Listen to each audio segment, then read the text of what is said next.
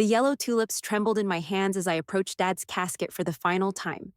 These were his favorite flowers, the ones Mom used to plant in our backyard every spring before she passed. Standing there in my simple black dress at Springfield Memorial Funeral Home, I felt the weight of 10 years' worth of guilt pressing down on my chest. I had chosen my dreams over family dinners, my art over Sunday visits. Now facing the man who had supported every risky decision I had ever made, I wondered if coming home was enough. Before I tell you what happened next, let me know where you're watching from. And if this story touches your heart, please hit that like button and subscribe for more real-life stories. Because what my brother said next would shatter everything I thought I knew about family love and the price of following your dreams. Growing up as the youngest of 3 children in our tight-knit family had always meant being different. My older brother Daniel, now 38, was the golden child who inherited Dad's business instincts and took over Harrison Construction straight out of college. My sister Sarah, 35, became the family accountant and never moved more than 20 minutes away from our childhood home in Springfield. She married Marcus right after high school and blessed Dad with 2 beautiful grandchildren, who called him Grandpa Jim. Then there was me, Naomi, 32 years old, and the family rebel. While Daniel learned to read blueprints and Sarah mastered spreadsheets, I spent my afternoons with a camera, capturing the way sunlight filtered through our kitchen window, or how Dad's weathered hands looked when he worked in his garage. Mom had been an artist too before cancer took her when I was only 8 years old. Dad used to say I had her creative soul and her stubborn streak. When Mom died, Dad became everything to us. He cooked our meals, helped with homework, and somehow managed to keep Harrison Construction running while raising 3 grieving children. He never remarried, claiming that one great love was enough for any man's lifetime. Daniel and Sarah seemed to understand their roles perfectly, but I always felt like I was swimming upstream. The fractures in our family started small. When I announced my intention to study photography instead of business or accounting, Daniel called it impractical. Sarah worried I would struggle financially. But Dad defended my choice even when his business partners questioned why he was sending his daughter to art school instead of grooming her for the family company. At 22, I made the decision that would define the next decade of my life.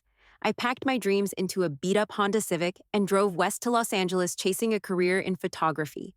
The day I left, Daniel barely said goodbye. Sarah cried and begged me to reconsider. Dad hugged me tight and whispered, "Follow your heart, sweetheart. I will always be proud of you." Those 10 years in California were a roller coaster of near successes and crushing disappointments. I worked as a freelance photographer, taking headshots for aspiring actors, shooting small weddings, and occasionally landing commercial gigs that paid the rent. My tiny apartment in Silver Lake was nothing like the spacious house I grew up in, but it was mine.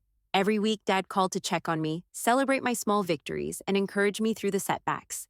Meanwhile, Daniel expanded Harrison Construction into one of Springfield's most successful building companies. He married his college girlfriend Jessica and built a beautiful home 3 blocks from Dad's house. Sarah's children grew up spending every weekend with Grandpa Jim, learning to fish in the pond behind our house and helping him tend Mom's old flower garden. During my rare visits home for Christmas and Dad's birthday, I could feel the invisible wall between my siblings and me growing thicker. They talked about family barbecues I had missed, school plays I could not attend, and soccer games where Grandpa Jim cheered from the sidelines. Their conversations were filled with shared memories that did not include me inside jokes I did not understand, and a comfortable intimacy that made me feel like a visitor in my own family. "You chose your life," Sarah would say when I tried to bridge the gap. "You cannot have it both ways, Naomi." Daniel was even more direct. "Dad works himself to death supporting this family, and you are out there chasing fantasies. Some of us have responsibilities."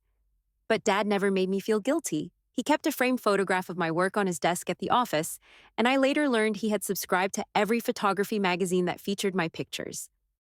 He understood that love was not measured by geography or frequency of visits. At least I thought he did.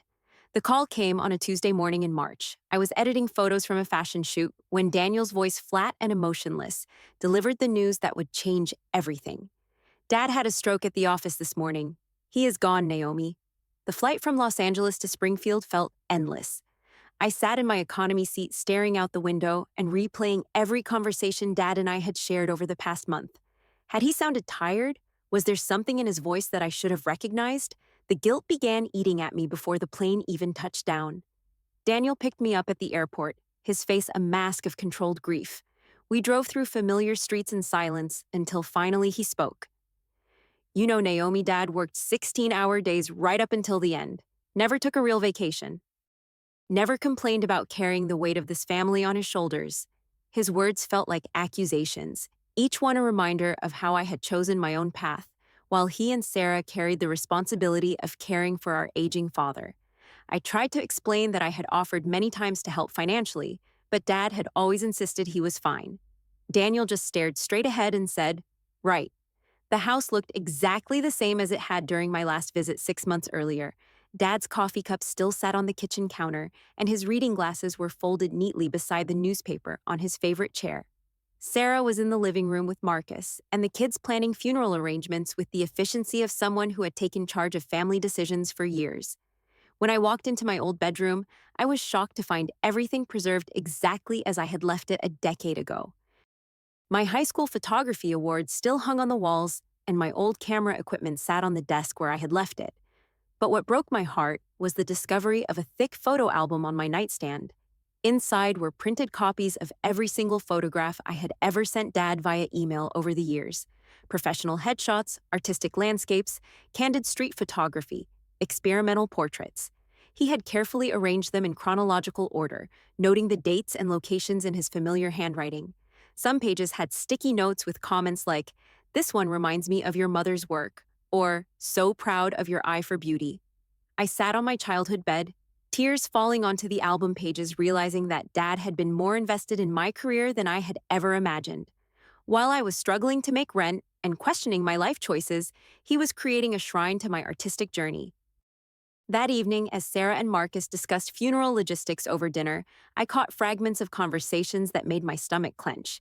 Dad always said the business would stay in the family. Sarah mentioned while reviewing paperwork with Mr. Peterson, our longtime family lawyer. "Well, Daniel has been running it for 15 years, Marcus added. "It only makes sense." When they thought I was out of earshot, I heard Daniel tell Sarah, "We need to be prepared for her to ask about inheritance. She has been struggling out there for years." The assumption hit me like a physical blow. My own siblings believed I had returned home with ulterior motives, that my grief was somehow less genuine because of my financial circumstances. They saw my tears as performance, my presence as opportunistic. That night, lying in my childhood bed surrounded by memories of Dad's unwavering support, I realized I was about to face the most difficult day of my life, completely alone. My siblings had each other their shared history of sacrifice and presence. I had my grief and a growing sense that I no longer belonged in the family that had shaped me. The morning of Dad's funeral dawned gray and drizzly, matching the heavy atmosphere that had settled over our family. I chose a simple black dress that Dad had complimented during my last visit, and I carefully picked a bouquet of yellow tulips from the garden Mom had planted 30 years ago.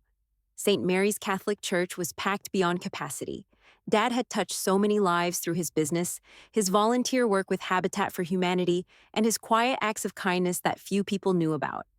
As we walked down the center aisle to the front pew, I could feel hundreds of eyes following our family, and I wondered what stories people had heard about the daughter who had moved away. Sitting between Daniel and Sarah in that front row felt surreal. We looked like a united family in grief, but I could feel the emotional distance between us like a chasm. Daniel sat rigid and stoic, occasionally nodding to business associates and community members who had come to pay their respects. Sarah held her daughter Emma's hand, whispering gentle explanations about heaven and saying goodbye to Grandpa Jim. The murmurs from behind us were impossible to ignore. "That is the youngest daughter," I heard Mrs. Wilson from next door whisper to her companion. "Lives in California. Barely visited. Poor James missed her so much," another voice added. "He used to show me pictures she would send, but it was not the same as having her here." Each whispered comment felt like a small knife between my ribs. These people who had watched Dad age and struggle saw me as the selfish daughter who had abandoned him for my own dreams. They did not know about our weekly phone calls, the care packages I sent, or the way Dad would light up when I shared my latest photography projects with him. When it came time for family members to speak, Daniel approached the podium first. His eulogy was beautiful and heartbreaking, painting a picture of Dad as the cornerstone of not just our family, but the entire community. He spoke about Dad's business principles, his dedication to quality craftsmanship, and his unwavering commitment to family values. James Harrison was a man who understood loyalty. Daniel said, his voice carrying clearly through the hushed church. He understood that love means showing up day after day, year after year. He understood that family is not just about blood, but about choice, commitment, and presence. The congregation nodded in agreement, and I felt my face burn with shame.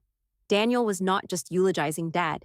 He was indirectly criticizing my absence, my choices, my distance. Sarah followed with stories about Dad as a grandfather, the way he had taught her children to fish his patience with homework help, and his presence at every school event and birthday party. Her voice broke when she talked about the empty chair that would remain at Sunday family dinners. When my turn came, I walked to the podium on unsteady legs, clutching the notes I had prepared.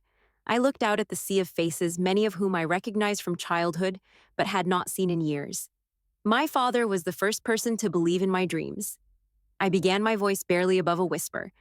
When I was 12 and announced I wanted to be a photographer, he bought me my first real camera. When I doubted myself, he reminded me that Mom had been an artist too, and that creativity was a gift to be honored, not hidden. I talked about Dad's weekly phone calls, his genuine interest in my work, and the way he had kept every photograph I had ever sent him. But as I spoke, I could see Daniel's jaw tighten and Sarah avoid my gaze. My siblings, who had sacrificed their own dreams to stay close to home, could not understand why Dad had supported my departure.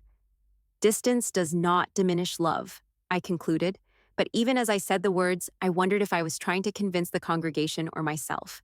After the service, people gathered in the church fellowship hall for lunch and shared memories. I found myself standing alone near the display of Dad's photographs, watching as community members approached Daniel and Sarah with condolences and business discussions. Several people asked Daniel about the future of Harrison Construction, assuming he would continue Dad's legacy. When I tried to join conversations, people were polite but brief, unsure how to relate to the daughter who had chosen a different path. I overheard enough fragments to understand that my absence over the years had been noticed and judged. "She seems nice, but you know how it is with artistic types," someone said.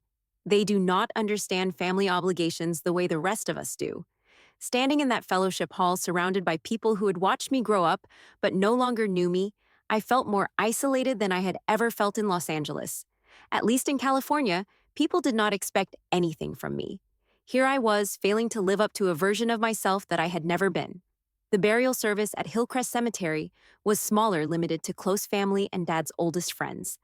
About 50 people gathered around the gravesite on a hill overlooking the town, where Dad had spent his entire life building his business and raising his family. I stood between Daniel and Sarah, clutching my bouquet of tulips and trying to focus on the pastor's words about eternal rest and heavenly reunion. The finality of this moment, watching Dad's casket being lowered into the ground next to Mom's grave, made everything feel real in a way that the church service had not. As people bowed their heads for a final prayer, the silence was profound. Birds chirped in the old oak trees, and a gentle breeze carried the scent of spring flowers across the cemetery. For a moment, I felt connected to something larger than family politics and old resentments. That peaceful moment shattered when Daniel suddenly raised his voice. "I need everyone to hear this." He announced, his words cutting through the respectful quiet like a blade. All 50 heads turned toward him, and I felt my stomach drop as I saw the expression on his face. This was not grief speaking. This was years of accumulated anger and resentment. "My sister here," he continued, gesturing toward me with barely controlled fury. "She is just here for the money. Dad was going to cut her off anyway." The accusation hung in the air like a toxic cloud. I felt every pair of eyes shift to me, examining my face for signs of guilt or innocence. The blood rushed to my cheeks, and I could barely breathe as the weight of public humiliation crashed down on me. "Daniel, please," I whispered, but my voice was lost in the murmur of shocked conversations that had erupted among the mourners. "Really?" Daniel continued, his voice gaining strength from the audience's attention. "When was the last time you sent him money for his medical bills? When was the last time you helped with anything besides sending pretty pictures?" His words hit me like physical blows. Medical bills? I had no idea Dad was struggling with health issues. My siblings had never mentioned anything about him needing help, and Dad had always insisted during our phone calls that everything was fine. "I did not know about any medical bills," I managed to say, but Daniel talked right over me. "Of course you did not know. You were too busy with your art projects to care about real problems." Sarah, who had remained silent during this public humiliation, finally spoke up. "Daniel, that is enough. This is not the time or place." But the damage was done. I could see the judgment in people's faces the way they were reassessing my presence here. Mrs. Wilson shook her head sadly, and I heard someone behind me whisper, "Poor James. He deserved better from his children." I stood there, tears streaming down my face, wishing I could disappear into the earth with Dad. Every fear I had harbored about coming home had just been confirmed in the most public, devastating way possible. My own brother had essentially told our entire community that I was a heartless opportunist who had abandoned my father in his time of need. The worst part was the grain of truth in his accusations. I had chosen my career over proximity. I had missed birthdays and holidays. I had been so focused on proving I could make it as an artist that I had not noticed Dad might need help. As I stood there drowning in shame and grief, I heard a car door slam in the cemetery parking lot. A man in an expensive suit was walking toward our group carrying a briefcase and what appeared to be a laptop computer. "Excuse me," he called out as he approached. "I am looking for the Harrison family. I am Mr. Stevens from Stevens Blackwood and Associates." Daniel looked confused. "I do not understand. Mr. Peterson is our family lawyer." Mr. Stevens nodded politely to Mr. Peterson, who was standing with the mourners. "Mr. James Harrison contracted with our firm separately for a specific matter. He left explicit instructions for me to share something with the family immediately following his burial." The crowd fell silent again, this time with curiosity rather than shock. Mr. Stevens opened his briefcase and removed a USB drive which he plugged into the laptop he had been carrying. "Mr. Harrison recorded a video message 2 weeks before his passing," Mr. Stevens explained. "He was very specific about when and where it should be played." The laptop screen flickered to life, and suddenly Dad's face appeared looking directly at us from what I recognized as his home office. He was wearing his favorite blue flannel shirt, and his reading glasses were perched on his nose. The timestamp showed this recording had been made just 2 weeks before his stroke. "If you are watching this, then I am gone," Dad began, his familiar voice carrying clearly across the cemetery. "And if my instructions were followed correctly, you are all standing at my gravesite, hopefully having said some kind words about the old man." Despite everything that had just happened, several people smiled at Dad's gentle humor. Even in death, he was trying to take care of everyone else's comfort. "But there are some things that need to be said, and I was apparently too much of a coward to say them while I was alive," Dad continued. "So bear with me while I try to set the record straight." He paused and looked directly into the camera, and I felt like he was speaking specifically to me. "Naomi, my dear daughter, these 3 words are for you. I trust you."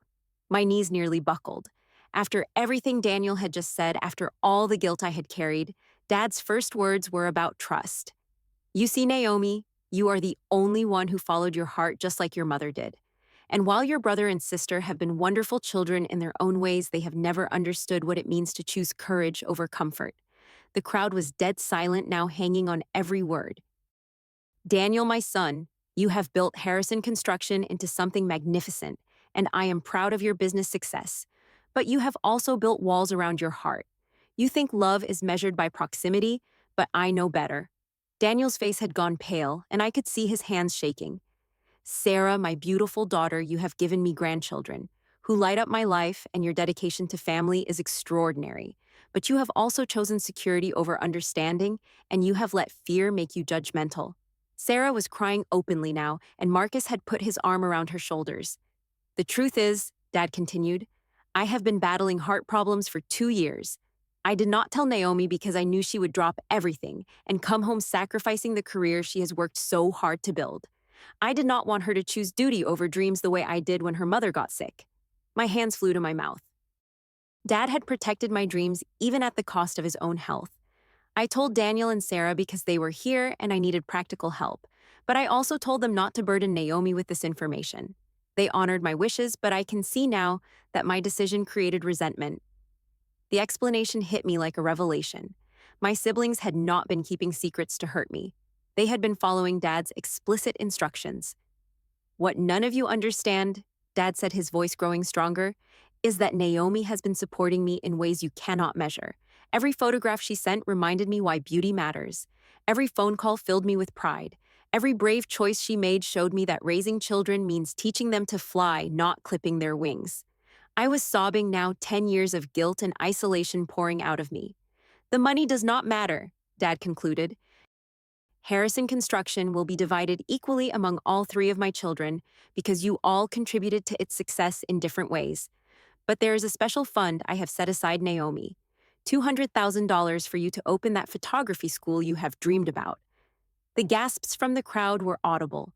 Daniel and Sarah stared at me with shock and something that might have been newfound respect. Naomi used that money to teach other young artists that it is okay to follow their hearts. Show them that family love does not require geographical boundaries. Prove that art and business can coexist, that creativity and responsibility are not mutually exclusive. Dad leaned closer to the camera, his eyes intense with conviction.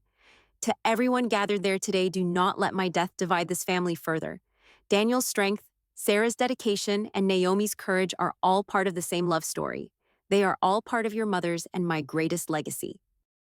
As the video ended, the cemetery was absolutely silent except for the sound of crying. I looked around at faces that had judged me moments earlier and saw a completely different emotion now. Understanding, respect, and in some cases, admiration. Daniel was the first to move. He walked toward me with tears streaming down his face. His earlier anger completely evaporated. Naomi, he said, his voice breaking. I am so sorry. I thought Dad favored you unfairly. I never realized you called him every week. I never understood that you were supporting him in your own way. Sarah joined us, pulling both Daniel and me into a fierce hug. I was jealous of your freedom, she admitted. I thought you had abandoned us, but you had just found a different way to honor our family. Standing there between my siblings, surrounded by a community that was seeing me clearly for the first time, I felt something shift deep in my heart. The isolation I had carried for 10 years began to dissolve, replaced by an understanding that love takes many forms. We all loved Dad differently. I said, my voice steady for the first time all day. But we all loved him completely. Mr. Stevens quietly packed up his equipment as our family held each other beside Dad's grave. The other mourners began to disperse, but not before several people approached me with apologies and invitations to coffee, wanting to hear about my life in California and my photography career. Mrs. Wilson, who had whispered about my absence earlier, took my hands in hers. Your father used to show me your pictures, dear. He was so proud. I am sorry we did not understand. As the sun began to set over Hillcrest Cemetery, I placed my yellow tulips on Dad's grave and made him a promise. I would use his gift to build something beautiful, something that would help other young people navigate the space between dreams and family expectations. The photography school would not just teach technical skills, it would teach courage, independence, and the truth that love does not diminish with distance. It would be a place where art and family could coexist, where creativity and responsibility could strengthen rather than compete with each other. 6 months later, I returned to Springfield permanently and opened Harrison Arts Academy in a renovated building just 3 blocks from Dad's construction company. Daniel helped with the renovation, Sarah managed the finances, and together we created something that honored both our family's practical legacy and its creative spirit. The school's mission statement framed in the lobby contains Dad's 3 words, I trust you. Because sometimes the greatest gift a parent can give a child is not protection from failure, but faith in their ability to succeed on their own terms. Standing in my new studio, teaching young photographers to see beauty in everyday moments, I finally understand what Dad knew all along. Family is not about proximity or sacrifice or choosing between love and dreams. Family is about believing in each other's highest potential and having the courage to let each person become exactly who they are meant to be. The yellow tulips in Mom's garden bloom every spring just like they always have. But now, when I photograph them, I see not just their beauty, but the complex, enduring love that planted them there decades ago and continues to nurture them still. Have you ever felt like you had to choose between following your dreams and staying close to family? I would love to hear your story in the comments below. If this story touched you, please hit the like button and subscribe for more real-life experiences about family love and finding your way home. Share this video with someone who might be struggling with similar choices. And remember that sometimes the people who love us most are the ones who give us permission to fly, even when it means flying far from home. Thank you for listening to my story, and may you find the courage to trust your own heart the way my father trusted mine.